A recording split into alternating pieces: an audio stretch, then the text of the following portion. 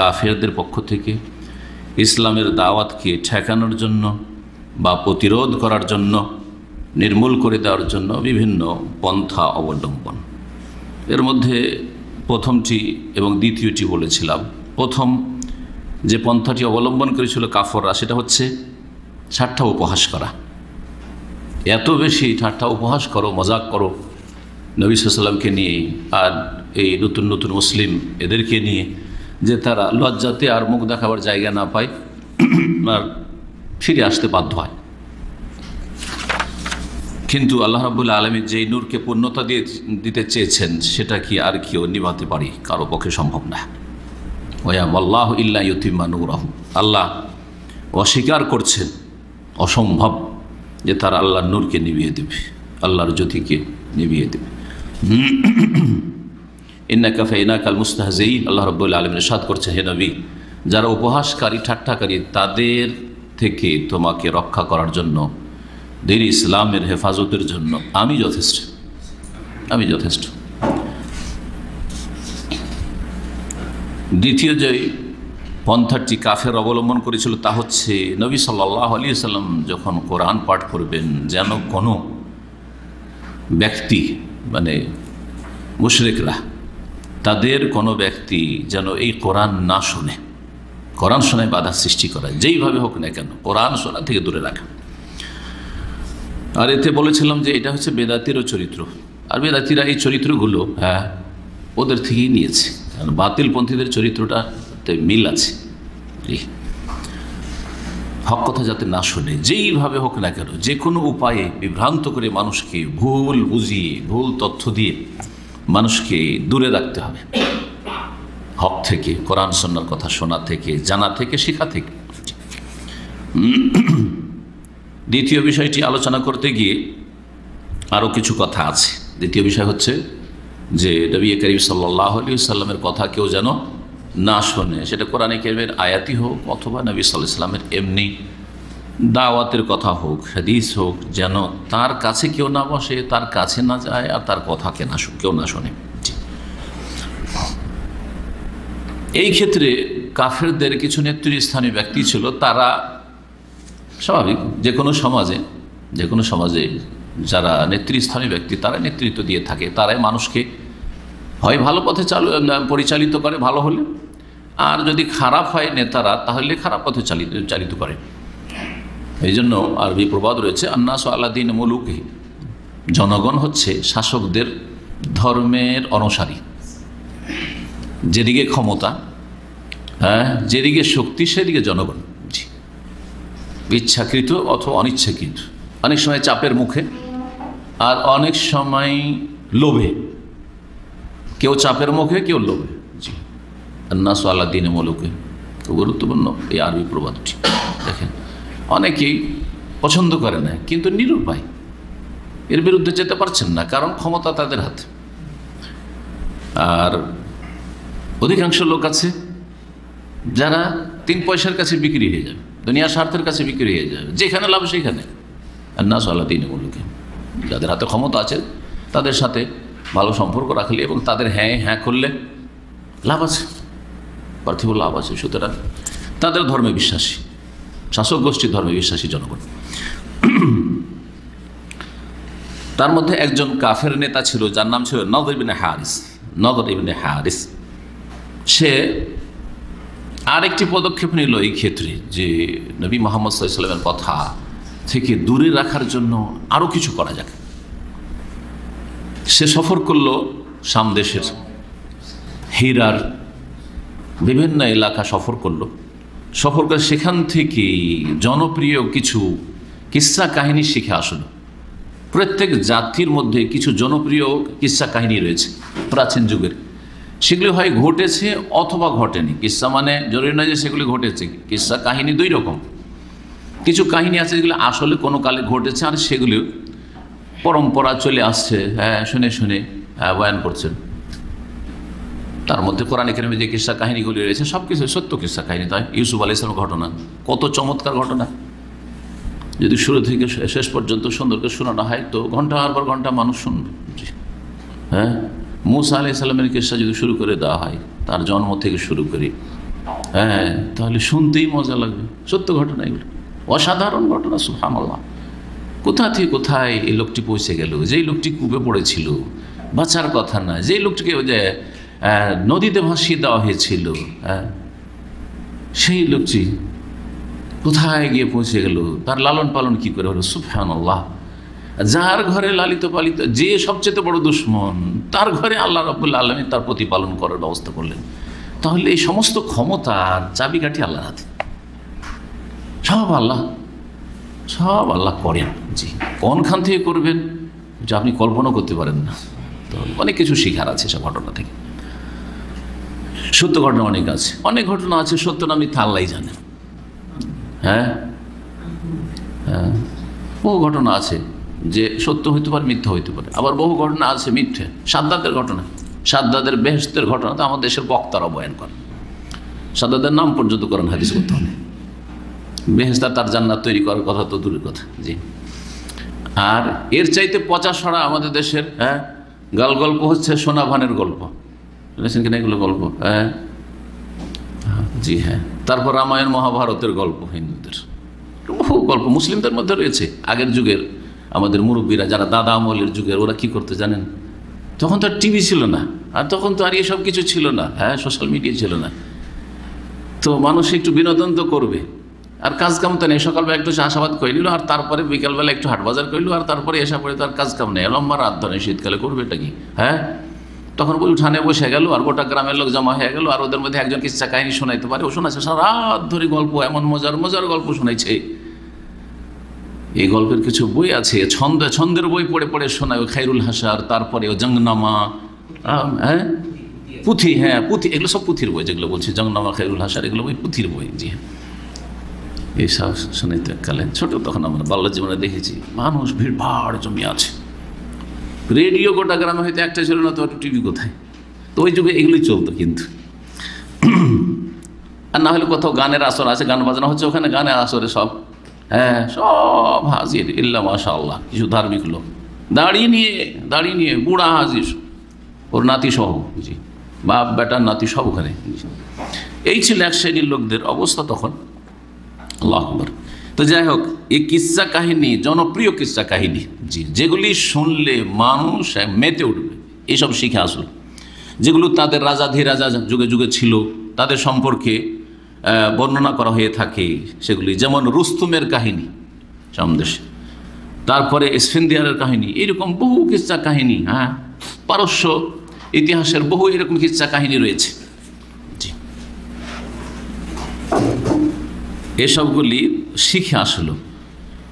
ফিরে আসার পরে তখন মাহফিল কায়েম করা শুরু করলো যে আমি তোমাদেরকে কাহিনী শোনাবো। জি, ছোট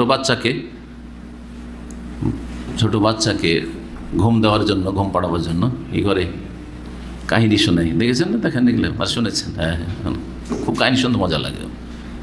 জ্বালা যন্ত্রণা করছে, বিরক্ত করছে, ও মজার কেসা কাহিনী শুরু করে দেন, দেখেন ও আরামসে শুনবে। আমার ছোটো বাচ্চারা ওই বড় মেয়েগুলো ছোটোগুলোকে কেসা, ডেলি একটা করে কেসা শোনান। ওই 3-4 বছরের বাচ্চা যখন, তো ওই কেসা শোনান, আমাকে ডেলি একটা করে কেসা শোনাইতে হবে। জি, তাই এরকম অনুষ্ঠান করা শুরু করলো, আর এসব কিস্সা কাহিনী বয়ান করে। কিস্সা কাহিনী শুনতে মজা লাগে। জি, মজা লাগে। কিস্সা কাহিনীর মাধ্যমে সে কি করলো? কোরআন শোনা থেকে বিরত রাখা শুরু করলো। নবী সাল্লাল্লাহু আলাইহি ওয়াসাল্লাম রাত্রে তাহাজ্জুদের নামাজ পড়েন, অনেকে গিয়ে ওখানে করে কোরআন শুনতো। আর কোরআন কেন শুনবে? এই কাহিনী শুনছে। জি, এই করত। আর যদি দেখতো কোথাও যে রাসূলুল্লাহ সাল্লাল্লাহু আলাইহি ওয়াসাল্লাম কোথাও মাহফিল, মানে কিছু লোককে পেয়েছেন বা কয়েকজন লোককে পেয়েছেন, সেখানে একটা মজলিস কায়েম করেছেন, সেখানে কিছু লোককে কিছু শোনাচ্ছেন, ওয়াজ নসিহত করেছেন, উপদেশ দিচ্ছেন, যেমনই নবী সাল্লাল্লাহু আলাইহি ওয়াসাল্লামের কথা শেষ হতো, তেমনই এই সব জনপ্রিয় কিচ্ছা কাহিনী, পপুলার স্টোরি শোনা শুরু হইত। তারপরে বলতো যে তোমরা একটু আগে তো মুহাম্মদের কথা শুনলে, আর এখন আমার কাহিনী শুনলে, কোনটা মজা লাগলো তোমাদের বলো তো দেখি? মূর্খ লোককে কোনটা মজা লাগবে? কিচ্ছা কাহিনী শুনতে মজা লাগবে। উদাহরণ দিই, এই যে আমি বিনা সুরে আপনাদেরকে কিছু এলেম বলছি বা সিরাতুন নবী বলছি, আমি উঠে যাওয়ার পরে অথবা আমার আগে যদি সুরওয়ালা ওয়াজ চলে আসে, তো মেজরিটিকে কোনটা ভালো লাগবে? ভাইরা আমার, এইসব মজা লাগবে, সব মজা লাগবে। জি হ্যাঁ, জি হ্যাঁ। কারণ মূর্খ সমাজ কি মজা লাগে, সুরসার মজা লাগে। ও কিছু এলেম শিখতে চায় না। যারা সুরসারের ওয়াজ শুনে তারা কিছুই শিখে না। তো তারা কোনটা মজা লাগে? সারা রাতের মাহফিল শুনে আসলো, জিজ্ঞাসা করেন যে আজকের মাহফিল কেমন হলো আর ওয়াজ কেমন লাগলো। আরে ভাই বলিও না, এত মজার ওয়াজ না, এত মজার ওয়াজ না, আর বলিও না। এরকম জীবনেও শুনি। খুব মজা লাগলো, খুব হাসাইলো, খুব কাঁদাইলো। কেন? ওয়াজে শুরু করে দুটাই কাজ হয় হাসাই আর না হয় কাঁদাই। আমাদের কিছু ওস্তাদ ছিলেন, মাদ্রাসা একসময় পড়াইতেন, কিন্তু তারা এরকম পেশাদার বক্তা ছিলেন। তো তাদের একজন বলতেন, মাঝে মাঝে নিজের গল্প নিজেই করতেন আমাদের আলেমদের সাথে। কলিগও থেকেছেন, আবার শিক্ষকও ছিলেন, আবার কলিগ, একসাথে পড়িয়েছি। তো বলতেন যে বাবা, যখন দেখলাম যে আমার সামনে শ্রোতা সব মূর্খ, কোনো শিক্ষিত লোক নেই, একবারে গেঁয়ো লোক, সব লোক, এইসব লোককে যদি আমি কোরআনে হাদিস শোনাই তো আধা ঘন্টার মধ্যে সব পালিয়ে যাবে, নয় ঘুমিয়ে যাবে। পালিয়ে যাবে উঠে, আর না হলে সব ঘুমিয়ে যাবে, যে শুনতে ভালো লাগে না, ঘুম চলে আসবে। রাত হয়ে গেছে, শেষ বড় বক্তা, শেষখানে রাত 12টা 1টা 2টার সময় দিয়েছে তাকে সময়। তখন শুরু করলাম, বলছে একদিন হাসাইতে শুরু করলাম। বলছে কিছু কিচ্ছা কাহিনী আমরা মুখস্থ রেখেছি, কারণ আমাদেরকে ডেলি জলসা করতে হয়, মাহফিল করতে হয়। কিচ্ছা কাহিনী দিয়ে হাসিয়ে তাদের নাড়ি ছিঁড়ে দিল, এই ভাষা করছে, তাদের নাড়ি ছেড়ে দিলাম। হাসতে হাসতে হাতে নাড়ি ছিঁড়ে গেল ওদের, এই অবস্থা, লুটিয়ে পড়ে হাসে। শ্রোতারা খুব হাসলো। আরে খুব মজার ওয়াজ আজকে। কোনো জায়গায় গেলাম, দেখছি সব মূর্খের দল। আজকে চিন্তা করলাম আজকে কাঁদাবো, তাই এমন কিছু কিচ্ছা কাহিনী শুরু করলাম, শুধু কিচ্ছা কাহিনী, খুব কাঁদাইলাম। ব্যাস, আর টাকা নিয়ে চলে আসলাম। বাস ঘুরে যে টাকা পাওয়া যায়, টাকা নিয়ে চলে আসলাম, উদ্দেশ্য হয়েছে। তো জি, অনেকেই যারা অশিক্ষিত লোক, জি, আমার বক্তব্য নিয়ে গেছে ছেলে এখান থেকে সৌদি আরব থেকে, ওর মাকে শুনেছি, ওর বাপকে শুনেছি, এরকম গল্প মাঝে মাঝে এসে অনেকে করে। এই ছেলে গিয়ে বলছে যে খুব সুন্দর ওয়াজ নিয়ে এসছে সৌদি আরব থেকে। শোনার পর দেখছে যে ইয়ে তো সুর নেই, সার নেই, কিচ্ছু নেই, কোন ওয়াজ নেই। তখন জানে, কী রে বাবা, তুই কি নিয়ে আসলি? হ্যাঁ, এ তো ওয়াজ না, এ তো কথা বলছে। কিসের ওয়াজ এগুলো ওয়াজ হইল? এই হলো মূর্খ জাতির অবস্থা। তো চিন্তা করে 1400 বছর আগে একেতে মুশরিক, হ্যাঁ, একে অশিক্ষিত মূর্খ, যাদের সমাজে হাতের আঙুলে গণা কয়েকজন মাত্র লিখতে পড়তে জানতো, কেউ লেখাপড়া জানতো না। তো ওদেরকে এইসব জনপ্রিয় কিচ্ছা কাহিনী ছাড়া কি আর কোরআন আর হাদিসের কথা আর জান্নাত জাহান্নামের কথা ভালো লাগে? হ্যাঁ, তৌহিদের কথা ভালো লাগে? সুখা লাগে। এই নাজর বিন হারেস নেতা বলতো জনগণকে, হ্যাঁ কাফের জনগণকে, যে আচ্ছা বলো তো, বেমাজা মোহাম্মদ আহসান হাদিস আমেননি, মোহাম্মদের কথা তোমাদের কেন ভালো লাগবে? তার কথা ভালো না আমার কথা ভালো? তার কথা তোমাদের মজা লাগে না আমার কথা শুনতে মজা লাগে? আরো এক কাজ করলো এই বদমাইশ। কি করলো? একটা দাসী ক্রয় করলো, দাসের যুগ ছিল, দাসী খরিদ করলো, যে গায়িকা ছিল, গান গাইতো, নাচতো, গায়িকা ছিল। সুতরাং একে দিয়ে কি করা শুরু করলো, যখনই দেখতো যে একটা লোক ইসলামের ক্ষেত্রে একটু নরম হয়ে গেছে, দুর্বল হয়ে গেছে, পজিটিভ কথাবার্তা বলছে, নবী মোহাম্মদ সাল্লাল্লাহু আলাইহি ওয়াসাল্লাম বিরোধিতা করে না, বরং ও শুনতে আগ্রহী, কোরআনের কথা শুনতে আগ্রহী, নবী সাল্লাল্লাহু আলাইহি ওয়াসাল্লামের কথা শুনতে আগ্রহী, এইরকম লোক সম্পর্কে মক্কায় খবর পেলেই করতো কি, ওই লোকের বাড়ি চলে যেত ওই গায়িকা দাসীকে নিয়ে। আর তারপরে লোকজনকে, যারা চেলা সব আছে, ওদেরকে বলতো যে বসো, অথবা তার সাথে সাথে আরও করতো কি, কেউ লোকজন থাক আর নাই থাক, ওই দাসীকে বলতো, দেখেন নারী জাতি এমন একটি ফিতনা, বড় ফিতনা, বড় বড় জ্ঞানীদেরকে হুঁশহারা করে দিয়েছে, পাগল করে দিয়েছে। আউযুবিল্লাহ, আউযুবিল্লাহ, আল্লাহ হেফাজত করুন। ঠিক, আউযুবিল্লাহ মিনাল ফিতানি মা যাহারা মিনহা ওয়া বাতান। বড় বড় শিক্ষিত মানুষ, বড় বড় মানুষ ওই ফিতনায় গিয়ে কোথা থেকে কোথায় চলে গেছে। ও বলতো কি, গিয়ে ওখানে নিয়ে গেছে ওই গায়িকা দাসীকে, যেই লোক ইসলামের দিকে একটু ঝুঁকেছে তার কাছে, আর যাওয়ার পরে বলছে যে এই ওকে কিছু খাবার পরিবেশন কর। আর মহিলা যদি খেতে দেয়, হ্যাঁ, এটা যুবতী মহিলা যদি খেতে দেয় তো আপনার তো অবস্থাই অন্যরকম হয়ে যায়। আর একে দাও মদ খাও, মদটা তো তাদের ওই রকমই ছিল যেমন একবার পশ্চিমা দেশের সভ্যতায় মদ, কারণ মদ ছাড়া কোনো খাবার দাবার হয় না যেমন পশ্চিমা দেশে, ঠিক ওই রকমই ছিল মক্কার অবস্থা আর মদিনার অবস্থা ইসলামের পূর্বে। এবং তারপরে বলতো যে গান শোনাও, নাচ গান শোনাও, এই নেচে নেচে গান করা শুরু করতো মহিলা। ওয়াহাজা খায়রু মিম্মা ইয়াদুকা ইলাইহি মুহাম্মদ, আর এইভাবে মাতিয়ে দেওয়ার পরে তাকে বলতে যাচ্ছে, বললো যে মুহাম্মদের কথা তুমি শুনতে যাচ্ছ আর তার ক্ষেত্রে তোমাকে দুর্বল মনে হচ্ছে, তার চাইতে অনেক ভালো। দেখো গায়িকা আছে, গান শুনলে, নাচ দেখলে, হ্যাঁ কত আমোদ ফুর্তি করলে, কেন বা ওইদিকে যাচ্ছ তুমি? তার এই বদ আচরণের পরিপ্রেক্ষিতে আল্লাহ রাব্বুল আলামিন সূরা লোকমানের আয়াত নম্বর 6 নাজিল করলেন, ওয়ামিনান নাস মান ইয়াশতারি লাহওয়াল হাদিস লিউদিল্লা আন সাবিলিল্লাহি বিগাইরি ইলম ওয়া ইয়াত্তাখিযাহা হুজুয়া উলাইকা লাহুম আযাবুম মুহিন। আল্লাহ বলছেন কত মানুষ এমন আছে যারা খেল তামাশার বস্তু খরিদ করে, ইয়াশতারি লাহওয়াল হাদিস। কিছু লোক আছে যারা কাজের কাজ করে না, এমন কিছুতে পয়সা ব্যয় করে বা এমন কিছু খরিদ করা দুই রকম হয়। একটা হচ্ছে নিজে পয়সা খরচ করে খরিদ করা, আর একটা হচ্ছে চয়েস করা, প্রেফার করা, মানে প্রাধান্য দেওয়া। আপনার লাইফে একটা দিক হচ্ছে বিনোদন, খেলতামাশা, খেলাধুলা করা, আর একটা হচ্ছে কাজের কাজ করা, যেটা দিয়ে আপনি কিছু ভালো কাজ করলেন, গঠনমূলক কাজ করলেন, অথবা আপনার অর্থনীতিটা ভালো করলেন, রুজি রোজগার করলেন। তো কিছু মানুষ এত বদস্বভাবের আছে যে তারা কি করে, যেখানে খেলতামাশা আছে, যেখানে বিনোদন আছে, বা যেসব কিছুতে বিনোদন আছে ওইগুলো কি করে, পছন্দ করে বা সেটা ক্রয় করে। উদ্দেশ্য লিউদিল্লা আন সাবিলিল্লাহ, যাতে করে মানুষকে পথভ্রষ্ট করে আল্লাহর রাস্তা থেকে বেগাইরে ইলম, না জানার কারণে, মূর্খতার কারণে। আল্লাহ সম্পর্কে মানুষের যদি সঠিক জ্ঞান হয়ে যায় তো আল্লাহর রাস্তা থেকে ফিরবে, মরে গেলেও ফিরবে না, তাকে হত্যা করলেও ফিরবে না, তার জান মাল সব কিছু কোরবানি করে দিবে, কারণ আল্লাহকে পেয়ে গেলাম, সব পেয়ে গেছি, আমার দরকার নেই দুনিয়া। যেই ব্যক্তি আখিরাত সম্পর্কে সঠিক জ্ঞান অর্জন করতে পারবে আর বিশ্বাসী হবে, সেই ব্যক্তিকে দুনিয়াকে, এই তুচ্ছ দুনিয়ার ক্ষণস্থায়ীকে আখিরাতের উপর যেটা চিরস্থায়ী শান্তির জগৎ, জান্নাতের প্রাধান্য দেবে, কখনো প্রাধান্য দেবে না। তো মানুষকে যারা পথভ্রষ্ট করে, সে বেদাতি মোল্লা, হুজুর হোক আর বক্তা হোক, অথবা যারা বিভিন্ন পাপ মুসলিম সমাজে ছড়িয়ে দিয়ে মানুষকে বিভ্রান্ত করছে, সৎপথ থেকে বিপথে চালিত করছে, দেশে পাপ বাড়াচ্ছে। দিল আপনার এলাকায় সিনেমা হল ছিল না, দিল সিনেমা, একটা সিনেমা হলের যুগের এইটা, আজকাল সিনেমা হলের দরকারই নেই। বাড়িতে ছেলে মেয়ে মানুষ হবে, পড়ে শুনে মানুষ হবে, কি বাবা মা একটা টিভি নিয়ে এসে রেখে দিল আর ডিশ লাগিয়ে দিল সারা পৃথিবী। তো বাবা মাই এমন কিছু বিনোদনের জিনিস নিয়ে আসলো যা দিয়ে কেউ লিউদিল্লা আন সাবিলিল্লাহ, ছেলে মেয়েকে পথভ্রষ্ট করলো বেগাইরে ইলম, অজ্ঞতার কারণে, মূর্খতার কারণে।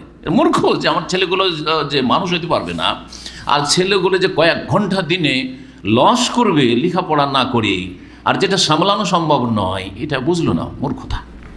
আমি অনেক ভালো ভালো বাসার কথা জানি, সৌদি আরবেও বেশ কিছু ফ্যামিলির কথা, আর দেশেও বলছি, যারা ধার্মিক লোক, এমনকি আলেম মানুষ, নিজের বাড়িতে টিভি ঢুকিয়েছে। আমি তখন তাদের বলেছি যে আপনারা কেন বাসায় টিভি রাখলেন? আলহামদুলিল্লাহ, আমি তো টিভি জীবনেও কোনোদিন রাখি না, আমার বাসাতে আজ পর্যন্ত নেই, কোনোদিন চড়াইনি আর চড়াবো না ইনশাআল্লাহ। তো একজন ভাই যুক্তি বললো যে অনেক কিছু শিখার আছে ভালো, এতে অনেক ভাষা শিখবে, কিছু ভালো ভালো চ্যানেল আছে যাতে কিছু ভাষা শিখবে। আর এক ভাইয়ের কথা বলি, জি ভালো আলেম, তাহলে আপনারা এই টিভি রেখেছেন, এটা কেন রেখেছেন? বলছে যে আমরা নিজের কন্ট্রোলে রাখি। উত্তরটা শুনুন, দেখেন এইভাবে শয়তান ছেলে মেয়েদেরকে খারাপ করাচ্ছে। আপনার দূরদর্শিতা না থাকার কারণে, আপনি অনেক দূর থেকে চিন্তা না করেন, আপনি সোজা একটা চিন্তা করলেন যে আমার একটু খবর টবর শোনার প্রয়োজন রয়েছে, আর এটাকে আমি নিজের আয়ত্ত রাখতে পারবো, ছেলে মেয়ের হাতে আমি টিভি দেব না, আমি আমার ওয়াইফ ছাড়া আর কেউ টিভি অন করবে না। জি, এই উত্তরটা দিল যে আমরা আমাদের রুমে টিভি রাখি, আর আমি আর আমার ওয়াইফ ছাড়া কেউ এই টিভি অন করতে সাহস করবে না, আর ছেলে মেয়েদের বারণ করা আছে। কিছুদিন চললো এটা, তারপরে লুকিয়ে লুকিয়ে। আর জানেন যে বাপ যদি শক্ত হয়, মা কিন্তু অনেক দোষ ত্রুটি লুকায়, ছেলে মেয়েদের দোষ ত্রুটি অনেক গোপন করে, কারণ ছেলেটা মার খাবে, হ্যাঁ বকা খাবে, যা ভুল করেছে ঠিক হয়ে যাবে, বা ওটা ভুলটাকে ভুল মনে করে না। মহিলাদের অন্তরটা নরম, এজন্য শুধু মহিলা দিয়ে ছেলে মেয়েদের প্রতিপালন হয় না। ইল্লা মাশাআল্লাহ অল্প কিছু মহিলা আছে যারা হয়তো তাদের স্বামীর চাইতে হয়তো মানে এই ক্ষেত্রে হয়তো শক্ত আছে, কিন্তু খুব কম তাদের সংখ্যা। জি, তো যে কথাই বলছিলাম যে এই দিয়ে কি হয়েছে, ওই বাড়ির পরিবেশ খারাপ হয়েছে। 2-4 ঘন্টা, কমপক্ষে 2-4 ঘন্টা, অল্প করে বললাম, যদি টিভি দেখাই যায়, অথবা ছোট ছোট ছেলে, ছোট ছোট মানে কি 18 বছর 20 বছরের ছেলে হাতে স্মার্টফোন দিয়ে দিচ্ছেন। আমি বলছি না 5 বছর 10 বছর, যারা দিচ্ছে তারা তার মূর্খ, ছোট দিকে দিয়ে দিচ্ছে। কি বলছে এগুলো? ট্যাব, ট্যাবলেট, ট্যাব, এইগুলো এই ছোটো ছোটো বাচ্চা দিয়ে দিচ্ছেন। আপনি মনে করছেন যে এইটা দিলাম বিনোদনের জন্য, আর তারপরে ছেলেটা বিরক্ত করে, খেতে চায় না। আরে আজকাল কিছু লোক মহিলাকে দেখেছেন, কিছু না অধিকাংশই বাচ্চা খেতে চায় না, ওর হাতে মোবাইলটা ধরিয়ে দিল, আর ও মোবাইল নিয়ে ও গেম অথবা আর কিছু আমোদ ফুর্তি করছে, আর ওকে খাওয়াচ্ছে, ওরা জানতে খাওয়াচ্ছে। বলছে আমার বাচ্চা খাই না মোবাইল ছাড়া। আমি ওদেরকে বলবো যে আলহামদুলিল্লাহ, আমার বাচ্চা আজ পর্যন্ত 9 ছেলে মেয়ে মোবাইল ছাড়া কি করে খায় আর কি করে মানুষ হলো। 18 বছর না হওয়া পর্যন্ত আমি কোনো ছেলে মেয়েকে মোবাইল দিই, কোনো ছেলে মেয়ে মোবাইল দিই নিজে থেকে। তো কথা হচ্ছে যে কি বলছিলাম, যেটা লিউদিল্লা আন সাবিলিল্লাহ বিগাইরি ইলম, অনেক সময় আপনি অজ্ঞতার কারণে অন্যদেরকে পথভ্রষ্ট করলেন। সে অন্যরা আপনার স্ত্রী হোক, অথবা আপনার ছেলে মেয়ে হোক, অথবা দেশবাসী হোক। শাসক গোষ্ঠীরা অজ্ঞতার কারণে দেশবাসী পথভ্রষ্ট করছে, পাপের দিকে ঠেলে দিচ্ছে। অথবা আলেম সমাজ, এক শ্রেণীর বিদাতি আলেম সমাজ হোক, তাদের অজ্ঞতা, তাওহীদ সম্পর্কে অজ্ঞতার কারণে, সুন্নাহ সম্পর্কে অজ্ঞতার কারণে, শিরক বিদআত সম্পর্কে অজ্ঞতার কারণে, সুফিবাদ যে গুমরাহি, এই অজ্ঞতার কারণে। মনে কর সুফিবাদী হচ্ছে তাজকিয়া নফস। যদি সুফিবাদের সিলসিলায় না আসি, পীর মুরিদের সিলসিলায় তরিকতে না আসি, তাহলে আত্মার পরিশুদ্ধি হবে না, তাজকিয়া নফস হবে না। এটাই তো তাদেরকে গুমরাহ করেছে, অজ্ঞতা। জি, স্ত্রীকে পর্যন্ত, যে কথাটা ইঙ্গিতে বললাম, আমি শুধু এক কথা বলেছি, স্ত্রীকে পর্যন্ত গুমরাহ পথভ্রষ্ট খারাপ করার মূলে অনেক স্বামী, বহু ঘটনা আছে বিভিন্ন দেশের, অনেক শিক্ষার বিষয় আছে। অনেকে মনে করেন আমি খোলা মনের, আমি যেমন খোলা মনের, আমার বন্ধুও খোলা মনের, উদার মনের, এগুলো ভালো চমৎকার ভাষা, কিন্তু উদার মনের মানুষ আমি, অত সংকীর্ণ চিন্তা চেতনা রাখি না। তারপর আমি কারো সম্পর্কে সন্দেহ করি না।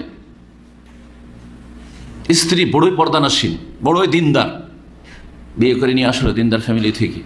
আর তারপরে বন্ধু বান্ধব যখন আসে, তখন বলে যে আমার বন্ধুরা এসছে, ওদেরকে তুমি খাবার পরিবেশন করো, আমি আছি, অসুবিধা কি, আমার সামনে তুমি বন্ধুদের পরিবেশন করো, আমি খাচ্ছি, বন্ধুরা খাচ্ছে। স্ত্রী বলছেন না, মোটেই আমি পারবো না এই কাজ করতে, আমি জীবনে এই কাজ করিনি। বলছেন না, তোমার করতেই হবে।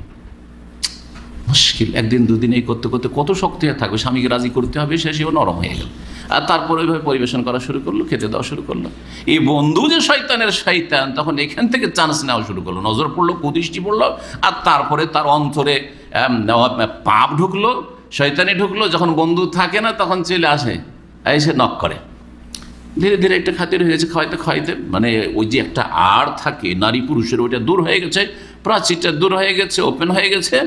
তারপরে এসে বলে যে ভাই আছে? বলছে না ভাই নাই, কিন্তু তার সাথে পরিচয় হয়ে গেছে, আসতে পারি কি? জানেন এইসব কি জায়গায়, আসেন আসেন আসেন, এই আসেন আসেন করতে করতে শেষে আউযুবিল্লাহ, ব্যভিচারে লিপ্ত, ইজ্জত হারিয়েছে, তারপরে পরিবার ভেঙেছে, ধ্বংস হয়েছে পরিবার। সেই স্ত্রী ওই স্বামীকে বলছে, এই যে আমাদের তালাক হইল, বিচ্ছিন্নতা, এর পিছনে কারণ তুমি আমাকে ধ্বংস করেছো, তুমি আমার চরিত্র ধ্বংস করেছো। আমি প্রথম দিন বরং আমি খুব শক্ত ছিলাম যে কোনোদিন আমি কাউকে বেগানা পুরুষকে খেতে দিয়ে যাবো, তুমি বাধ্য করেছো আমাকে, তুমি অসন্তুষ্ট হয়েছো যদি তোমার বন্ধুদেরকে আমি যদি খাবার পরিবেশন না করি, তাহলে আউযুবিল্লাহ। জি, এই আয়াতের তাফসীর লিউদিল্লা আন সাবিলিল্লাহি বিগাইরি ইলম। সবাই যে জেনে শুনে মানুষকে গোমরা করে না, বরং অধিকাংশই যারা গোমরা করে দাল্লুন মুদিল, তারা অজ্ঞতার কারণে, মূর্খতার কারণে, সঠিক বিষয়টা না জানার কারণে গোমরা করে। জেনে শুনে গোমরা করার লোক খুবই কম আছে। কারা আছে?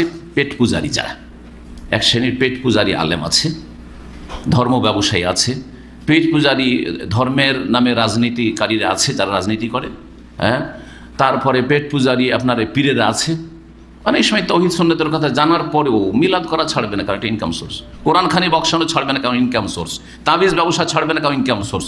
মাজার ব্যবসা ছাড়বে না, কারণ ইনকাম সোর্স। জানলেও, হক জানার পরও, কিন্তু তাদের সংখ্যা খুব কম। অধিকাংশ যারা মুদিল্লুন, পথভ্রষ্টকারী, মানব জাতিকে গোমরাহ করেছে, তারা হচ্ছে বেগাইরে ইলমিন, আল্লাহ কোরআন বলছে, অজ্ঞতার কারণে।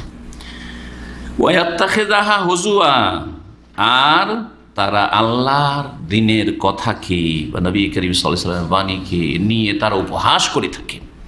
উলাইকা লাহুম আযাবুম মুহিন, তাদের জন্য লাঞ্ছনাকর শাস্তি রয়েছে, লাঞ্ছনাকর শাস্তি রয়েছে। যারা দিন থেকে, তাওহীদ থেকে, সুন্নাত থেকে দূরে রাখার জন্য, তাকওয়া থেকে, ধার্মিকতা থেকে, আল্লাহ ভীরুতা থেকে দূরে রাখার জন্য বিভিন্ন রকমের পাপের সুযোগ করে দেয় মানুষ, পাপের সুযোগ করে দেয়। সেটা শিরকের পাপ হোক, বেদাতের পাপ হোক, অথবা অশ্লীলতার পাপ হোক, অশ্লীলতার পাপের সুযোগ করে দিচ্ছে। তাহলে এদের জন্য কি রয়েছে? আযাবুম মুহিনুন, আল্লাহ বলছেন এমন আযাব যেটা হচ্ছে বড়ই লাঞ্ছনাকর আযাব, অপমানজনক আযাব রয়েছে তাদের জন্য দুনিয়া এবং আখিরাতে। দুনিয়ায় আল্লাহ রাব্বুল আলামিন ছেড়ে দিতে পারেন, কিন্তু বা ছাড় দিতে পারেন, কিন্তু আখিরাতে পরকালে ছাড়বেন না। দুনিয়া কয়েকদিনের, দুনিয়াতেও যদি দাদাগিরি করে চলে যায়, তার মানে এই নয় যে চিরকালে এইরকমই থাকবে।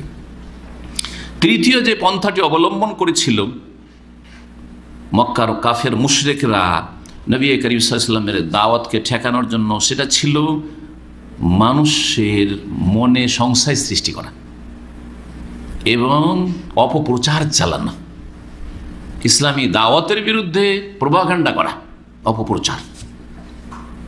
এটা মক্কার মুশরিক কাফেররা করেছে, যুগে যুগে আম্বিয়া রাসূলগণের শত্রু বিরোধীরা করেছে। হ্যাঁ, যারা দিনের দাওয়াতকে অমান্য করেছে তারা এই কাজ করেছে। আর কিয়ামত পর্যন্ত যারা শিরক বিদআতে লিপ্ত, ধর্ম ব্যবসায়ী, তারা করতেই থাকবে। জি, তারা করতেই থাকবে। বুঝতেই পারছেন যে কিভাবে সংশয় সৃষ্টি করে, কিভাবে সংশয় সৃষ্টি করে। যদি আপনি বলেন তাওহীদুল আসমা সিফাত সম্পর্কে আল্লাহর হাত আছে, আল্লাহর চেহারা আছে, এটাকে বেদাতি মোল্লারা, আমাদের আলোচনা, আমার আলোচনা তো দেখেন দেখেন দেখেন, এই যে শেখ মতিউর রহমানী মুজাসসিমা আকীদার, মানে আল্লাহর দেহ আছে বলছে। আমি দেহ আছে বলেছি? বডি আছে বলেছি? না, যেটা আল্লাহ বলেছে সেটা বলেছি। আল্লাহ বলছে ইয়াদুল্লাহ, আমি ইয়াদুল্লাহ বলেছি। বাল ইয়াদাহু, দুই হাত আল্লাহ বলেছেন, দুই হাত বলেছি, তাই না? ওয়ায়াবকা ওয়াজহু রাব্বিকা, রবের ওয়াজহুন চেহারা, ফেস, আল্লাহ বলেছেন চেহারা বলেছি। কোরআনে বা হাদিসের যারা অনুসারী আলেম বা তাদের অনুসারী যারা আহলে সুন্নাত ওয়াল জামাত, তারা একটা কথা নিজের পক্ষ থেকে বলবে না, একটা কথা নিজের পক্ষ থেকে বলবে না। এর উদাহরণ দিই আপনাকে। আল্লাহ শোনেন, এটা কোরআনে কারিমে আছে, সামিউন আছে না? কিন্তু আমরা শুনি, মানুষ শুনি কান দিয়ে।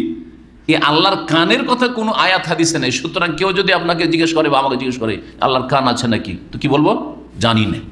নাইও বলবো না, হ্যাঁও বলবো না, কারণ আমাদের জানা নেই। জানা নেই, তখন নাই বা কেমন করে বলবেন, আর হ্যাঁ বা কেমন করে বলবেন, বুঝতে পারছেন? কিন্তু যখন আপনাকে জিজ্ঞেস করবে যে আল্লাহ শোনেন কিনা, হ্যাঁ শোনেন। দেখেন আল্লাহ, দেখেন আল্লাহ চোখ আছে, বলবো আছে, কারণ কোরআনে আছে ওয়ালা তুসনা আলা আইনি, যাতে মুসা লালিত পালিত হয় আমার চোখের সামনে। আনিস নাইল ফুলকা বে আয়নে না, হে নূহ আলাইহিস সালাম তুমি এই জলজাহাজ তৈরি করো আমার চোখের সামনে। যেটা আছে কোরআনে ওটা বলবো, হ্যাঁ, যেটা নেই সেটা বলবো না। সুতরাং জাসাদুন মানে বডি, নেই দেহ, এটা নেই, সুতরাং বলবো না। বাদান মানে বডি, নেই, সুতরাং বলবো না, বলবো না, হ্যাঁও বলবো না, নাও বলবো না। কিন্তু যেটা আছে সেটা জি বলবো, জি।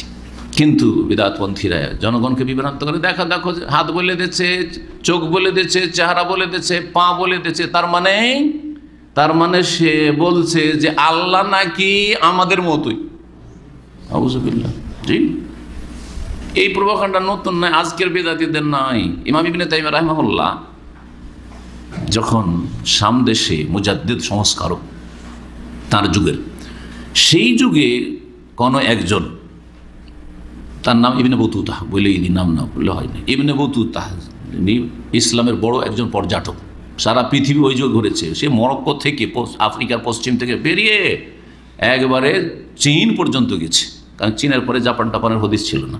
জি, চীন পর্যন্ত হদিস ছিল, চীন পর্যন্ত গেছে। আর প্রত্যেক দেশে বছরকে বছর থেকে গেছে। দিল্লিতে গেছে, সেখানে প্রধান বিচারপতি থেকে গেছে, শ্রীলঙ্কা পর্যন্ত গেছে। তার জীবনীটা আছে ইবনে বতুতা, নাম শুনেছেন? বতুতা না শোনেন নাই? ইবনে বতুতা থেকে বর্ণিত আছে। এখন ইবনে বতুতা বলেছে না, তার নামে লাগিয়ে দিয়েছে, তাই বা কেমন করে বলবো, এটা একটা কথা। কিন্তু এখন আমার থেকে কোনো কথা আমার ইন্তেকালের পরে যদি বর্ণিত হয় তো সেটা আমি বলেছি না বলেছি কে জানে, কথা বলছেন না।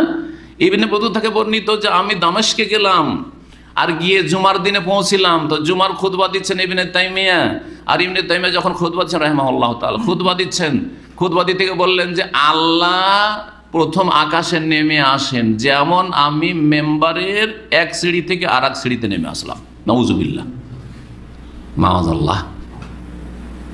আল্লাহ নেমে আসেন এই কথা কোরআন হাদিসে আছে, কোরআন হাদিসে আছে।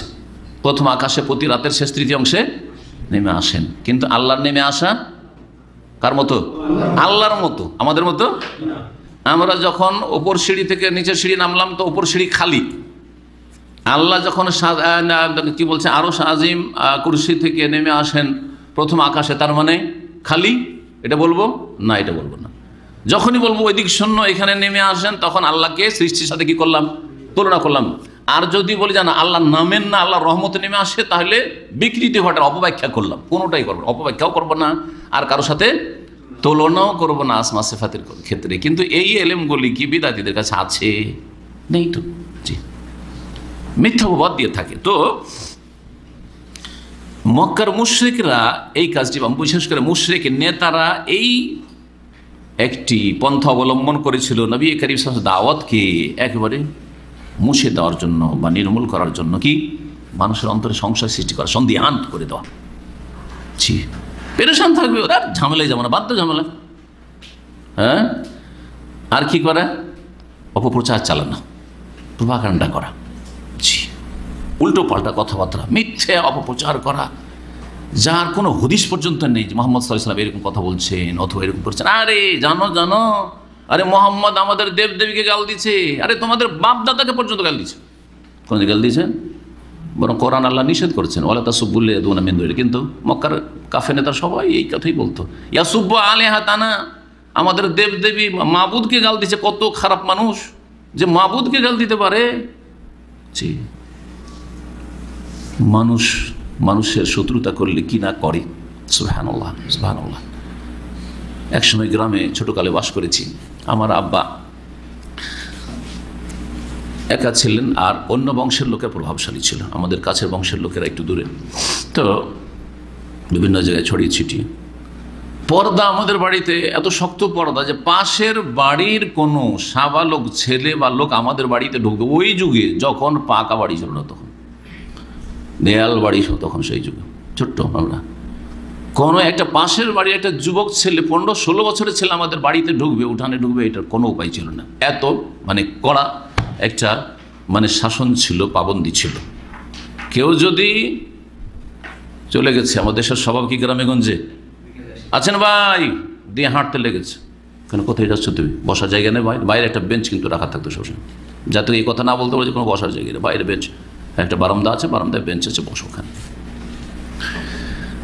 এমন অপপ্রচার শুরু করলো গ্রামের কিছু নেতা মাথারা আর তাদের চেলারা, আর পাশে কিছু হিন্দুও বাস করতো ওই গ্রামে।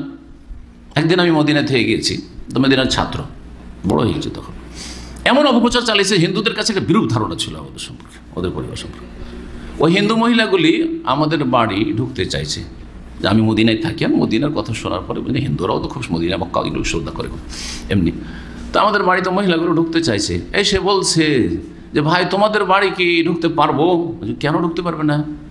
মহিলা, কয়েকজন মহিলা, কেন ঢুকতে পারবে না? বলছে আমরা তো শুনেছি নাকি তোমাদের বাড়িতে ঢুকাই নিষেধ, কারণ কেউ ঢুকতে পারবে তোমাদের বাড়িতে, ঢুকলে নাকি অপমান করা হয়। আমি বললাম যে মহিলাদের নিষেধ না শুধু পুরুষদের? বলছে না না, সবার নিষেধে কথা শুনেছি। আল্লাহ আমার কানে। আমি মহিলাগুলিকে বললাম দেখো, মহিলাদের মধ্যে ঢুকতে পারে, কিন্তু পুরুষ ঢুকতে পারে না। এটা হচ্ছে আমাদের বাড়ির আইন কানুন। দেখেন কিভাবে হিন্দুদেরকেও আমাদের বিরুদ্ধে ফাসিক, বেদিন, মুসলিমরা, বেদিন মানে এমন বেদিন নয় যে তারা কাফের মুরতাদ, নামাজও পড়ে, কিন্তু পর্দার শত্রু, পর্দার শত্রুটা হিজাব একটি মাসলার শত্রু। তারপরে এইরকম কড়া পর্দা কেন? বাড়িতে আমরা ঢুকতো, আমাদের বাড়িতে ঢুকছে সবাই, ওদের বাড়িতে কেন ঢুকবে না? এই শত্রু। সুবহানাল্লাহ, অবাক হয়ে যাবেন আপনি যে আমাদের দেশের মুসলিমদের অবস্থা। আপনি যদি একটু শক্ত হন, আপনার আপনজন, আপনার ভাই বোন সব দুশমন হয়ে যাবে। আপনার বোন হ্যাঁ, তার স্বামীকে নিয়ে গেছে, আর যদি আপনার স্ত্রী ওর স্বামীর সাথে দেখা না করে, আপনার ভাই, আপনার বোন দুশ্মন হয়ে যাবে, আপনার দুলাভাই দুশ্মন হয়ে যাবে, জি, আপনার মা পর্যন্ত দুশ্মন হয়ে যাবে যে আমার বউ কত খারাপ, আমার জামাই এত আদর করি, আমার জামাইকে একটু খাবার দেবে না, একটু এক কাপ চা দেবে না, এক গ্লাস পানি দিবে না, এইরকম বউ দেখতে চাই না, বলবে না? মেজরিটি বলবে এই কথা, অধিকাংশ বলবে এই কথা, দেখাই রে ইলমে, অজ্ঞতাবশত। জি, যাই হোক, এগুলি হচ্ছে কি অপপ্রচার, প্রোপাগান্ডা। জি, এরা এত বেশি অপপ্রচার চালাতে শুরু করলো নবী করিম সাল্লাল্লাহু আলাইহি ওয়াসাল্লামের বিরুদ্ধে, কোরআনের বিরুদ্ধে। তারা কখনো কখনো কোরআনে করিম সম্পর্কে বলতো যে আজগাস ও আহলাম, এ মোহাম্মদ এসব মিথ্যা স্বপ্ন শোনায়। স্বপ্ন দুই রকম, এক হচ্ছে সত্য স্বপ্ন, যে আসলেই স্বপ্ন দেখেছে আর স্বপ্নের কথা শোনাচ্ছে, আর মিথ্যা স্বপ্ন মানে আসলে কোনো বাস্তবতা নেই, সে সেই স্বপ্নগুলি গড়ে নিচ্ছে, অথবা তাকে যে স্বপ্ন দেখানো যায় সেগুলি হচ্ছে অবাস্তব স্বপ্ন। এগুলিকে আজগাস ও আহলাম বলা হয়। যেমন সূরা ইউসুফে এই কথাই বলা হয়েছে, যখন স্বপ্নগুলি দেখেছিলেন ওই যে কিছু লোকেরা, তারপরে অন্য লোকদেরকে জিজ্ঞাসা করলেন যে এই স্বপ্নের বিবরণ, বলছে আজগাস ও আহলামে ওমা নাহনু বিতাউইলিল আহলামি বিআলিমিন। এগুলি হচ্ছে মিথ্যা স্বপ্ন, মানে কল্পিত স্বপ্ন। কল্পিত স্বপ্ন কেমন হয়? দিনে যেগুলি কল্পনা করেছেন রাত্রে দেখছেন, এগুলি হচ্ছে আজগাস আহলাম, কল্পিত স্বপ্ন।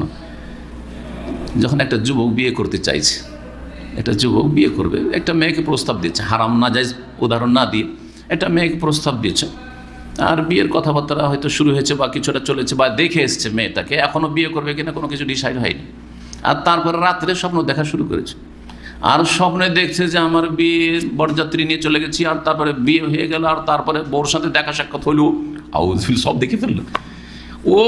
ও তখন তার মূর্খতার কারণে কি বলছে যে এই আল্লাহর পক্ষে তখন এই মেয়েকে বিয়ে করা লাগবে, কারণ আমি স্বপ্নে দেখেছি যে ওটা আমার স্ত্রী। কথা বলছেন না? আসলে কি ঘটনা? আজগাস আহলাম। হ্যাঁ, জি, এটাকে উর্দু ভাষাতে বলে খেয়ালি পোলাও। মানে পোলাও খেতে পাননি, কিন্তু কল্পনা করেছেন পোলাওর কথা, কল্পনা করেছেন পোলাওর কথা, ওইরকম খেয়ালি পোলাও। জি, এরকম অনেকই হয়ে থাকে, ঝগড়া হয় আপনাদের। দিনে যদি ঝগড়া করেন, রাত্রে দেখো মারতে আসছে আমাকে, অনেকে আমাকে এসে বলেছে যে ওর সাথে মনোমালিন্য হয়েছে, তারপরে ও দেখছি যে আমাকে একবারে অস্ত্র নিয়ে লাঠি নিয়ে মারতে আসছে, সে খুব ভয় পাচ্ছেন। কোনো ভয় করিয়েন না আপনি, ওই যে দিনে ও ঝগড়া করেছেন বা মনোমালিন্য হয়েছে আর মনে বারবার করে কথাটা ঘুরছে, তখন রাত্রে তখন আপনি ওই স্বপ্নই দেখছেন, আর আসলে কিছু না। তো কখনো কখনো কাফের এরকম বলতো যে মোহাম্মদ যে কোরআনের কথাগুলো শোনাচ্ছে এগুলো কি মিথ্যা স্বপ্ন। জি হ্যাঁ, ইয়ারাহা মোহাম্মদ সাল্লাল্লাহু আলাইহি ওয়াসাল্লাম এই স্বপ্নগুলি দেখে থাকে রাতে, আর দিনে তোমাদেরকে এসব পাঠ পড়ায়। কখনো কখনো বলতো ইফতারাহু মিন ইনদি নাফসিহি, এ কোরআন তার নিজের রচিত, নিজেই এটা রচনা করে আর তারপরে তোমাদেরকে বানিয়ে বানিয়ে শোনায়। জি হ্যাঁ, প্রত্যেকটার উত্তর আছে, খণ্ডন আছে। আর যেই লোকটি আলিফ বা থেকে শুরু করে ইয়া পর্যন্ত চেনেন না যে কোনটা আলিফ আর কোনটা বা আর কোনটা ইয়ে, সেই লোক কী করে কোরআন রচনা করতে পারেন? একটা কিছু রচনা করার জন্য ভাষা জ্ঞান লাগবে না? অবশ্যই লাগবে। শুধু মাতৃভাষা হইলে হবে? মাতৃভাষা আপনার আরবি, কিন্তু আপনি কিছুই লেখাপড়া করেননি, ভালো ভালো সাহিত্যিক ভাষা দিয়ে আপনি কাব্য রচনা করতে পারবেন, অথবা আর কিছু গদ্য রচনা করতে কিছু পারবেন না, একটা আর্টিকেল পারবেন না। কখনো কখনো বলতো যে ইন্নামা ইউআল্লিমুহু বাশার। জি, কোরআনে কারিমে এই কথা, কাফেরদের এই কথা আল্লাহ রাব্বুল উল্লেখ করেছেন। জি, সূরা নম্বর 16 আয়াত নম্বর 103, ইন্নামা ইউআল্লিমুহু বাশার। কাফেররা বলতো মক্কার যে মোহাম্মদকে জনৈক মানুষ রাতে শিখিয়ে যাচ্ছে, আর ওর কাছ থেকে শিখছে, আর শেখার পরে তোমাদেরকে সে সব কথা শোনাচ্ছে কোরআনের নামে। আসলে কোরআন টোরআন নাই, একটা দাস ছিল যার কথা বলা হয়েছে অন্য জায়গায় অন্য রিওয়ায়াতে, যে সে একটু পড়াশোনা জানতো, ওর কাছ থেকে শিখে নেয়। আবার কখনো কখনো বলতো ইন হাযা ইল্লা ইফকুন ইফতারাহু, সূরা ফুরকানে যেমন বলছে ইন হাযা ইল্লা ইফকুন ইফতারাহু, এই কোরআন নয়, আসমানি বাণী নয়, এটা রচনা, মিথ্যা এইসব কথাবার্তা। ইফকুন মানে মিথ্যা, রচিত, ইফতারাহু যেটা রচনা করা হয়েছে, বা মোহাম্মদ নিজে কিছু রচনা করেছে, ওয়া আনাহু আলাইহি কওমুন আখারুন, আর তাকে অন্যান্য বেশ কিছু তার ডানে বামে লোকেরা আছে, তারা সহযোগিতা করে থাকে। সম্পাদনা যেটাকে বলা হয়, নিজে কিছুটা বানিয়েছে আর বাকিটা কমপ্লিট করে দিয়েছে অন্যরা। আমাদের অনেকে আজকাল অনলাইন ভাইয়েরা কাজ করছেন না, কিছুটা ওই দিক সেদিক করে কালেকশন করেছে, আর তারপরে একজন শেখের আশয় নিয়েছে, শেখ একটু দেখেন তো আমার এটা ঠিক হয়েছে কিনা, আর তারপরে তখন কিছু এদিক সেদিক করে দিল, হ্যাঁ, কিছু সংযোজন কর্তন করে দেওয়ার পরে, আর তারপরে একটা আর্টিকেল তার নামে ছেপে গেল। আজকাল অনলাইনে এইসব খেদমত চলছে না, জি কমন আখারুর ফকাত যাও জুলম জুরা। জি হ্যাঁ, আল্লাহ রাব্বুল বলছেন যে এরা যে সব কথা বলে থাকে এগুলি হচ্ছে অবিচার, জুলম, এবং এগুলি হচ্ছে তাদের মিথ্যা কথা। জি, আরও বলতো আয়াত নম্বর 5 আর সূরা নম্বর 25 বলছেন আল্লাহ রাব্বুল ওয়াকালু আসাতিরুল আউয়ালিন, মক্কার কাফেররা বলতো নবী সাল্লাল্লাহু আলাইহি সাল্লাম সম্পর্কে এবং তিনি যা শোনাইতেন কোরআন হাদিসের কথা, বিশেষ করে আল কোরআন সম্পর্কে, যে আল কোরআন যে শোনাচ্ছে এগুলি হচ্ছে কি প্রাচীন যুগের উপকথা। আসাতির উস্তুরার বহু বছর, উস্তুরা বলে উপন্যাসকে, উপন্যাস বুঝেন, উপন্যাস মানে এগুলো কোনদিন ঘটেছে না শুধু রচনা করা হয়েছে? রচনা করা হয়েছে, জি উপন্যাস। এক সময় ছিল কিছু কিছু ছেলেরা খুব উপন্যাস পড়তো, আমাদের বন্ধু বান্ধব, এমনকি মাদ্রাসা পড়া ছেলে, এত উপন্যাসের নেশা অনেকের ছিল। আমি জীবনে একটি কিতাব যে শুরু থেকে শেষ পর্যন্ত কেউ উপন্যাস পড়ে জীবনে পড়িনি, কিন্তু অনেকেই কত যে বই পড়েছে উপন্যাসের, আমাদের বন্ধু মহলের একটা নেশার ব্যাপার। যেমন কিছু লোকের ক্রিকেট খেলা দেখার নেশা আছে না, কারো ফুটবল খেলা দেখার নেশা আছে, কারো গেম খেলার, আজকাল ওই স্মার্ট গেম খেলার নেশা হয়ে গেছে। ঠিকই তেমনই এক সময় ছিল কি উপন্যাস পড়ার নেশা ছিল কিছু ছেলেদের, স্কুল মাদ্রাসার ছেলেদের এরকম ছিল। আসাতিরুল আউয়ালিন, প্রাচীন যুগের লোকের এগুলো কি উপন্যাস, উপকথা।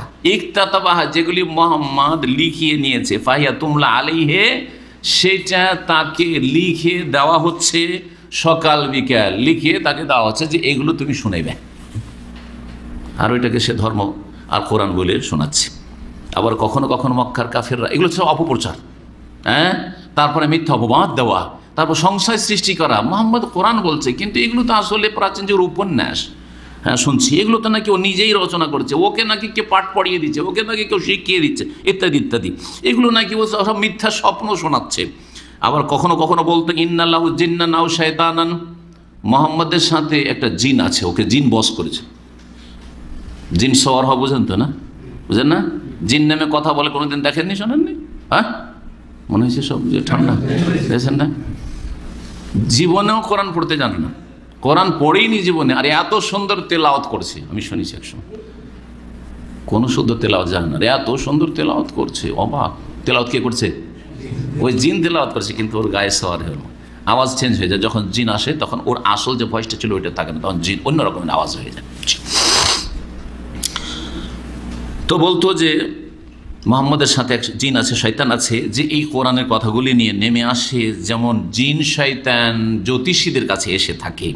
আল্লাহ রাব্বুল আলামিন এর খণ্ডন করে কোরআনে কারীমে ইরশাদ করেছেন, কুল হাল উনাব্বিউকুম আলা মান তানাজ্জালু শায়াতিন, হে নবী ওদেরকে বলে দাও যারা অপপ্রচার চালাচ্ছে আর মিথ্যা অপবাদ দিচ্ছে তোমার ওপর, যে তোমার কাছে জিন আছে আর জিন এগুলো তোমাকে শিখাচ্ছে, বলো যে তোমাদেরকে জানিয়ে দেব কি ওই সব লোকদের সম্পর্কে যাদের কাছে জিন নেমে আসে, আলামান তানাজ্জালু শায়াতিন, জিন শয়তান নেমে আসে। শোনো, ভালো মানুষের কাছে জিন নেমে আসে না, ভালো মানুষের কাছে জিন নেমে আসে না। জিন দিয়ে অমুক কবিরাজ চিকিৎসা করছে, নিশ্চিত জেনে নেন সেই কবিরাজ শিরিককারী। ভালো মানুষের কাছে ভালো আলেম একটিও বিদাত করে না, কখনো তাকে জিন সাহায্য করতে আসবে না, কখনো জিন সাহায্য করতে আসবে না। আমার এক ওস্তাদ ছিলেন দেওবন্দি, আর দেওবন্দের বড় একজন ফারিক আলেম ছিলেন। এমনি যোগ্যতা অনেক বেশি ছিল, কিন্তু যেহেতু দেওবন্দি আকিদের লোক সেজন্য বিদাত তো অবশ্যই ছিল। তো উনি, আমি মদিনায় যখন পড়ি, এক যুগে তার কাছে পড়ে এসেছি, তারপরে আমার ছোটো ভাইগুলো ওই মাদ্রাসায় পড়তো, তো ছোটো ভাইগুলোকে দেখতে গেছি।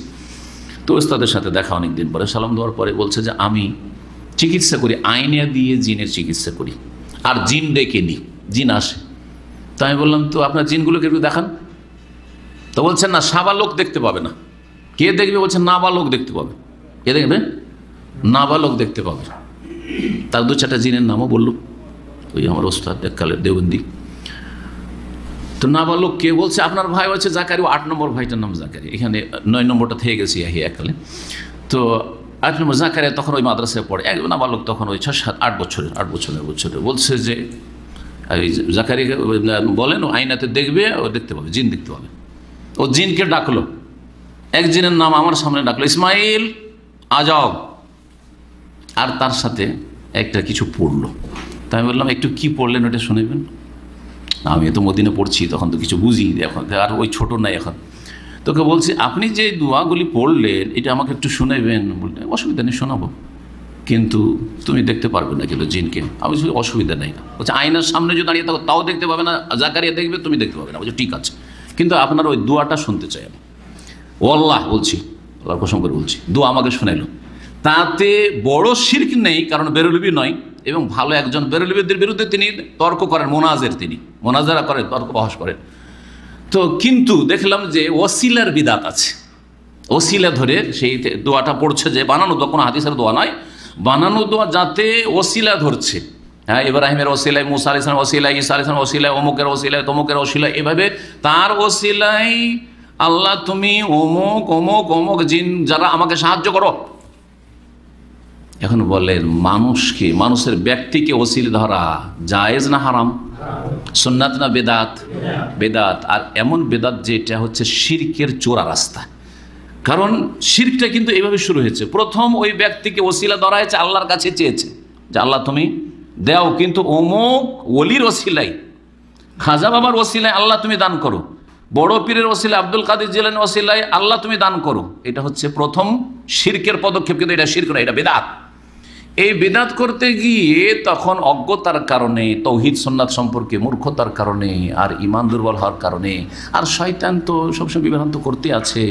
ধীরে ধীরে যখন এলম কমে গেছে, কি করেছে যে আরে এত বড় ওলি, যে তার ওসিলায় আল্লাহর কাছে চাইলে আল্লাহ যখন শোনেন, তো তিনিও তো দেওয়ার ক্ষমতা রাখেন, তার কাছ থেকে চাই। তখন আর আল্লাহর কাছে না চেয়ে আব্দুল কাদের জিলানীর কাছে চাওয়া শুরু হইলো, যার নাম গৌসে পাক, তাদের কাছে, গৌসে পাকের কাছে চাওয়া শুরু হইলো, খাজা বাবা গরিব নওয়াজের কাছে চাওয়া শুরু হলো, দস্তগীরের কাছে চাওয়া শুরু হলো। এইভাবে মুসলিম সমাজে কবর মাজার পূজার, পীর পূজার শিরক শুরু হয়েছে। কথা বুঝতে পারছেন না? এই ওসিলার দোয়া, কারণ ওসিলা ধরে, ব্যক্তিকে ওসিলা ধরে দেওবন্দি আকীদা যে দোয়া করা শুধু জায়েজ নয়, বরং মুস্তাহাব। শুধু শুধু যদি দোয়া করেন নাকি কবুল নাও হইতে পারে, কিন্তু যখন বড় বড় ওলি আউলিয়া বা নবী রাসূলের ওসিলা দিয়ে দোয়া করবেন, তখন তাদের ওসিলায় আল্লাহর কাছে দোয়াটা তাড়াতাড়ি কবুল। এটা হচ্ছে দেওবন্দি আকীদা। তো দেওবন্দীদের সাথে আকীদার ইখতিলাফ নেই, কথা নয়, অবশ্যই আছে, কিন্তু দেওবন্দি আর বেরোলিতে পার্থক্য আছে। দেওবন্দি আর বেরোলিতে পার্থক্য আছে। আটরসি, মাইজভান্ডারি, দেওয়ানবাগি একদিকে, আর চরমনাই, পার্থক্য আছে। কিন্তু জি হ্যাঁ আছে, বেদাত তো আছে, বহু বেদাত এদের মধ্যে আছে, এদের মধ্যে আছে।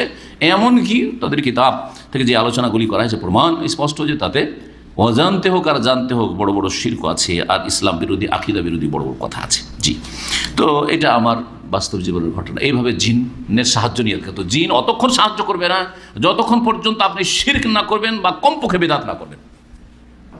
বেদাত হলো আল্লাহর জন্য আপনি খাসি জবাই করেন, কিন্তু কালো খাসি জবাই করতেন, বেদাত। আল্লাহর জন্য জবাই করেন, কিন্তু আপনাকে সাদা মোরগ লাগবে, বুঝা গেছে?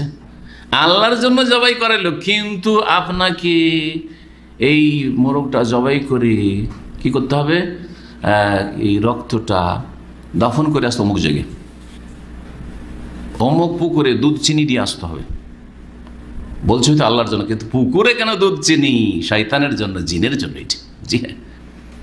আরও কি জানেন, আমার দেশে যখন চিকেন পক্স হইতো, চিকেন পক্স বুঝলেন তো? হ্যাঁ জি, আমরা আঞ্চলিক ভাষায় প্যানসা বলি, মানে পানি বসন্ত, সহজ ভাষায় পানি বসন্ত। পানি বসন্ত হলে যখন একটু ভালো হয়ে আসে, তখন কি করে জানেন মহিলারা? খবর রাখেন না আপনারা? 7 রকম মিষ্টি খাওয়াবে ওকে। বাজার থেকে কী করতে হবে? 7 পদের মিষ্টি নিয়ে আসতে হবে, পেড়া ভেড়া এই সেই শুরু করে রসগোল্লা করে 7 রকম নিয়ে এসে ওই রুগীকে খাওয়াইবে। বলছি 7 রকম, এই যদি না খাওয়ায়, 7টাই খেতে হবে, একটু একটু করে 7 রকমই খেতে হবে ওকে। যদি না খায় তাহলে তার কোনো অঙ্গহানি হইতে পারে, এই আকীদা আছে। যদিও শিরক না হোক, বিদআত তো অবশ্য নিশ্চিত, কিন্তু শিরকেরও সম্ভাবনা আছে, যে একে খাওয়ানোর মাধ্যমে জিন শয়তানকে সন্তুষ্ট করা, যাতে করে তার কোনো অঙ্গকে নষ্ট না করে দেয়, অঙ্গহানি না করে। জি, এসব রহস্য। শিরক থেকে, বিদআত থেকে সতর্ক হওয়ার জন্য কত যে শিখার দরকার রয়েছে। জি, আর কত যে শিরক ছড়িয়ে ছিটিয়ে আছে মুসলিম সমাজে। যাই, কি বলছেন আল্লাহ রাব্বুল আলামিন, যে হে নবী তুমি বলে দাও এই মক্কার কাফেরদেরকে, এরা বলছে তোমার কাছে জিন নেমে আসে আর কোরআন শিখায় তোমাকে, শোনো, হাল উনাব্বিউকুম আলা মান তানাজ্জালু শায়াতিন, বলে দেবো কি তোমাদেরকে হে মক্কার মুশরিকরা, নেতারা, শয়তান কার কাছে নেমে আসে জানো? তানাজ্জালু আলা কুল্লি আফাকিন আসিম, ভালো মানুষের কাছে নেমে আসে না। শয়তানের অবতরণ ঘটে প্রত্যেক মিথ্যুক পাপিষ্টের কাছে। প্রত্যেক আফাক, যে মিথ্যা রচনা করতে পারে, নয়কে 6 করতে পারে, আর আসিম যে পাপিষ্ট গুনাহগার, আপনি পাপ করেন, শয়তান আপনার কাছে হাজির হয়ে যাবে। জি, এই ইন্নাহা তানজিলু আল কাযযাব, মিথ্যুক, ফাজির, ফাসিক, যে ব্যক্তি গুনাহে ডুবে আছে তার কাছে নেমে আসে। জি, নাপাক হয়ে আছে। এই জন্য মেলা পীরের ওজিফা হচ্ছে যে আজকের প্রথম ওজিফা হইল তোমার পরীক্ষা চলছে, আজকে এশার নামাজ পড়বে না, বুঝছে না? জি, আমি আমার আলোচনায় পীরদের সম্পর্কে আলোচনা করতে বলেছি। প্রথম ওজিফা দিচ্ছে মুরিদকে যে তুমি আমার কাছে মুরিদ হইতে এসছো, তোমার আজকে এই পরীক্ষা। পাকা নামাজি ওকে বলছে প্রথম ওজিফা হচ্ছে আজকের এশার নামাজ পড়া চলবে না। তার মানে কি? হ্যাঁ, শয়তানকে রাজি করা আর আল্লাহ থেকে দূরে সরিয়ে দেওয়া, যাতে করে শয়তান গ্রাস করতে পারে। তো কি করে আমার কাছে শয়তান আসতে পারে, জিন নেমে আসতে পারে, অথচ আমাকে জীবনে মিথ্যা কথা বলতে দেখনি, আর কোনোদিন আমাকে কোনো পাপের কাছেও দেখনি, ধারে কাছেও দেখনি। ফাঁকাইফা তাকুলুন, কি করে বলছো যে কোরআন তানজিলু শায়াতিন, শয়তানের অবতরণ, ফেরেশতা নিয়ে আসছে, জিবরাইল নিয়ে আসছে, আর তোমরা বলছো শয়তান নিয়ে আসছে আমার কাছে। কখনো কখনো নবী কারীম সাল্লাল্লাহু আলাইহি ওয়াসাল্লাম সম্পর্কে অপপ্রচার চালাইতো যে আরে একে জিনে ধরেছে, জিন নেমে আসে কেউ বলতো, আর কখনো কখনো বলতো যে একে জিনে স্পর্শ করেছে, মানে এর ওপর জিন সওয়ার হয়েছে, আর সওয়ার হয়ে একে এইরকম কথা বলায়, না হলে এ তো লেখাপড়া করেনি, তুই নিজেতে কোথায় বলবে জিন বলছে, ওর গায়ে চড়ে জিন বলছে। আর এই জন্য সুন্দর সুন্দর কথা বলতে পারছে, যেমন হ্যাঁ কবিরা কাব্য রচনা করে থাকে। আর কখনো কখনো বলতো যে মোহাম্মদ হচ্ছে একজন কবি হয়ে গেছে, ওই জিনের সাহায্য নিয়ে কবি হয়ে গেছে। এর খণ্ডনে আল্লাহ রাব্বুল আলামিন সূরা শুআরা, একটি সূরার নামে রয়েছে কি? সূরা শুআরা। শায়েরের বহু বচন, শায়ের এক বচন মানে কবি, আর শুআরা মানে কবিগণ। তো একটি সূরার নামই হচ্ছে কবিগণ। আল্লাহ বলছেন ওয়াশ-শুআরা ইয়াত্তাবিউহুমুল গাউন, যারা কবি কাব্য রচনাকারী তাদের অনুসারীরা কোনো ভালো মানুষ হয় না, তাদের ভক্ত বা অনুসারীরা পথভ্রষ্ট পাপিষ্ট হয়। দেখেন, কোরআন সুন্নাহর আলেম হন, তাহলে আপনার অনুসারীরা ভালো মানুষ হবে, খারাপ আস্তে আস্তে সরে যাবে। কিন্তু আপনি শিরক বিদআত করেন, চারিদিকে আপনার অসৎ লোকেরা জমা হয়ে যাবে। এইরকমই যারা কাব্য রচনা করে কবি, তাদের পেছনে যারা ঘুরে, তাদের যারা ভক্ত, তারা হচ্ছে গাউন, মানে পথভ্রষ্ট গুমরাহ। আলাম তারা, তোমরা কি দেখো না, বা তুমি কি দেখো না হে মানুষ, আন্নাহুম ফি কুল্লি ওয়াদিন ইয়াহিমুন, যে যারা কবি তারা প্রত্যেক মাঠে মাঠে বা উপত্যকায় উদ্ভ্রান্ত হয়ে ঘুরে বেড়ায়। কবি বা কাব্য রচনা সম্পর্কে যাদের জ্ঞান আছে, কাব্য রচনা বাড়িতে বসে বসে পারবে না, তাদেরকে বিভিন্ন জায়গায় ঘুরে বেড়াইতে হয়। নদীতে গেল, ভরা নদীতে, আর তারপরে দাঁড়িয়ে গেল ভরা নদীর সামনে, আর যে স্রোত প্রবাহিত হচ্ছে, আর যে উথাল পাথাল ঢেউ, এটা দেখার পরে একটা কাব্য রচনা করলো নদী সম্পর্কে। তারপরে নদী এই যে গেছে, তখন ছোটোকালে পড়েছেন, ক্লাস 2-এ পড়েছে, আমাদের ছোট নদী চলে আঁকে বাঁকে, হ্যাঁ, তারপরে হ্যাঁ তারপরে ট্রেন দেখলো, ট্রেন কেমন করে চলছে, তখন ট্রেন সম্পর্কে একটা অনেক লম্বা কবিতা মুখস্থ করেছে আমরা ছোটোকালে, ভুলে গেছি অনেক আগে তো, যে ক্লাস 2-3-তে পড়া আর কি মনে থাকে ওইসব। ফি কুল্লি ওয়াদিন ইয়াহিমুন, প্রত্যেক মাঠে উপত্যকায় উদ্ভ্রান্ত হয়ে ঘুরে বেড়ায়।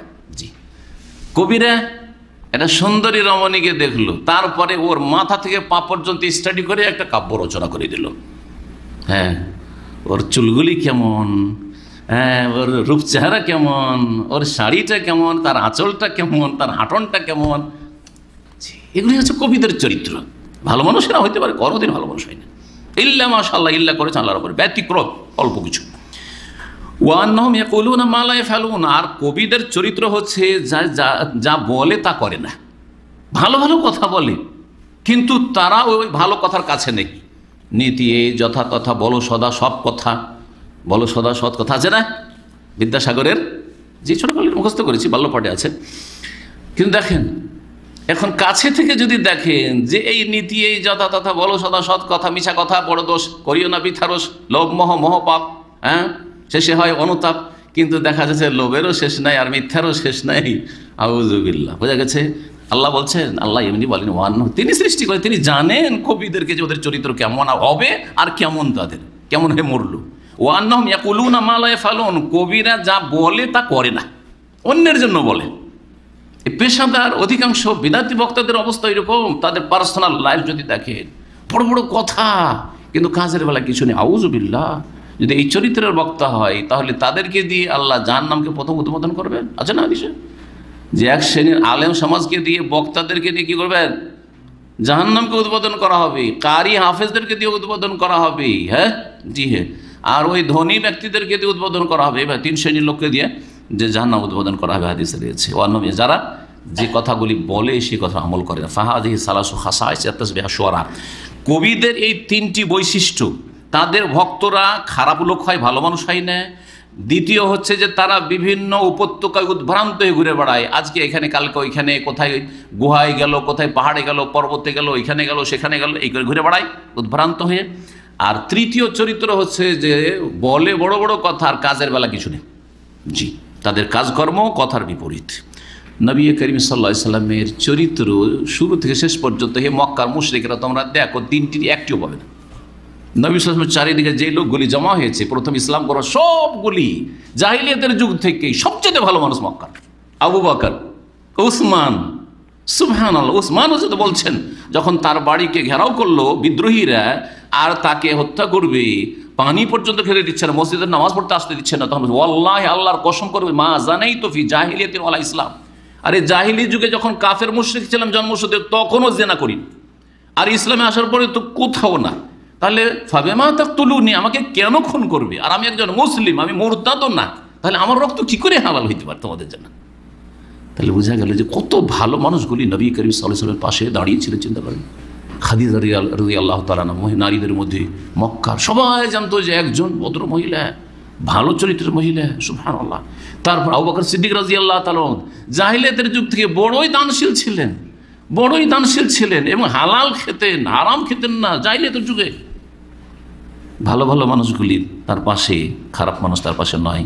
তারপরে নবী করিম সাল্লাল্লাহু আলাইহি ওয়াসাল্লাম উদ্ভ্রান্ত হয়ে মাঠে ঘাটে ঘুরে বেড়ান না, জনসমাজে বসবাস করছেন আর মানুষকে ভালো কথার দিকে দাওয়াত দিচ্ছেন। আর নবী সাল্লাল্লাহু আলাইহি ওয়াসাল্লামের তৃতীয় বৈশিষ্ট্য হচ্ছে যা বলছেন আগে আমল করছেন, তারপরে বলছেন।